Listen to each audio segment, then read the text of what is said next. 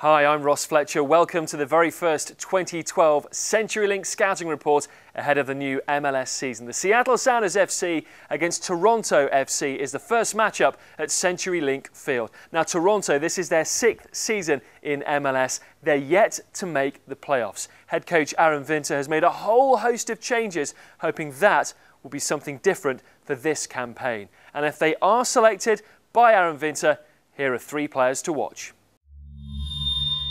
Frings, at the age of 35, he brings huge leadership and experience to this Toronto FC lineup. 79 Germany caps really underline his fantastic experience. Now, he has been deployed in the early part of this season in the Champions League as a central defender, as one of 3 at the back. He can also play in midfield, but he brings that real presence, a great asset from set pieces, and also a dodgy haircut. Stefan Frei, goalkeeper, competing strongly with Kosic at the back to reclaim that #1 jersey that Kosic had in the second leg against LA. He is a very good shot stopper, as we saw in the corresponding fixture against the Sounders last season. His potential is massive. It's already been picked up by Liverpool in the English Premier League, who had him training with them in the off-season.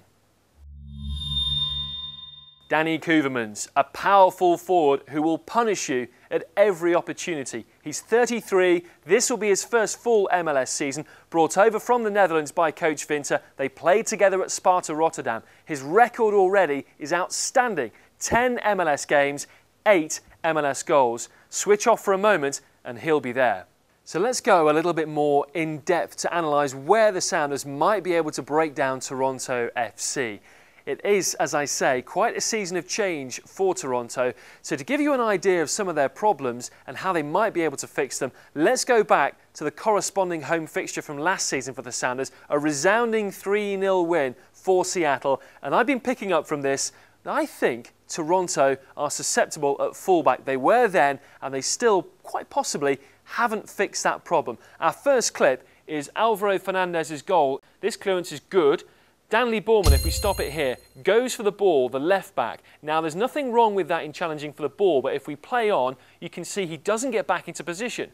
He's trying to chase the ball here. So that opens up a whole area of space in the Seattle right wing channel. And if we play it on, pass goes in from Freeberg into James Riley, and still Brad Evans is free down the right-hand side. Nowhere to be seen, Danley Borman. It allows the cross. Who's at the back post? Alvaro Fernandez with a very simple header. Fluid, fantastic move from the Sounders.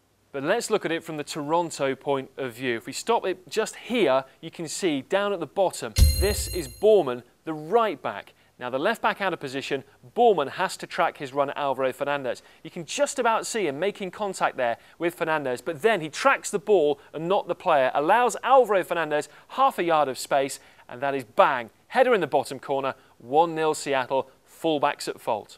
So that's the first indication of how the Sounders have been able to get at the Toronto back line. Another example that we can pull up from that April 2011 game is again down the Toronto left back position. Our friend Danley Borman. This is an issue now of communication. We'll see the headed clearance by Seattle, 2 red shirts going for the ball, including Borman there. That leaves a big gap again at left back. Jaqua and Montero able to combine. Jaqua in oceans of space. He's got time to look up, put the cross in, Montero on the end of it. So that's an indication of where the Sounders can hurt Toronto, where they have been hitting them. Now, as I said, Aaron Winter sees the problems with the Toronto backline and made a whole host of changes throughout, July onwards towards the end of the MLS season, tinkering a little bit more as well. But that, with the changes, brings problems of its own, namely in communication terms, because it's going to take time for a whole new team to get to know each other. They've got to work for each other as well. Almost in the Dutch total football style, you'll see this example here from the LA game where they need to work on.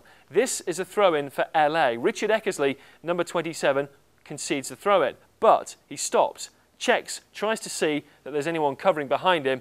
There isn't. Harden is not close enough to Robbie Keane. Keane, we know he's so very quick, so very good at making those opportunities, gets away from the back line. No cover, no communication there.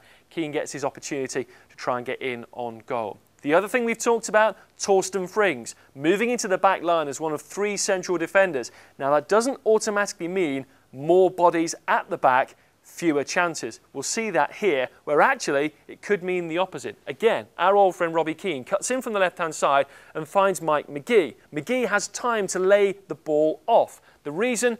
Frings. He's standing 1.5 yards off his man. If you watch now, Robbie Keane gets in with the chance. Good job by the other defenders and Eckersley to try and close him down. But if we stop it just here, you see Mike McGee pulling away from Torsten Frings. 1, 2, 3, 4, 5 Toronto defenders, just 2 strikers here. Great movement from McGee, but almost too many cooks spoiling the broth, as we might say.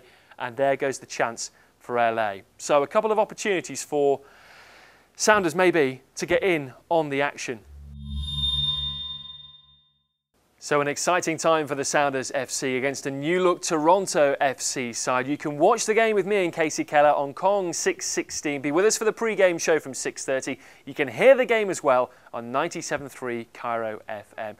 Whatever you do, make sure you tune in. It should be an absolutely belting start to the 2012 MLS season for your Seattle Sounders FC. With the CenturyLink Scouting Report, I'm Ross Fletcher. We'll see you again on SoundersFC.com.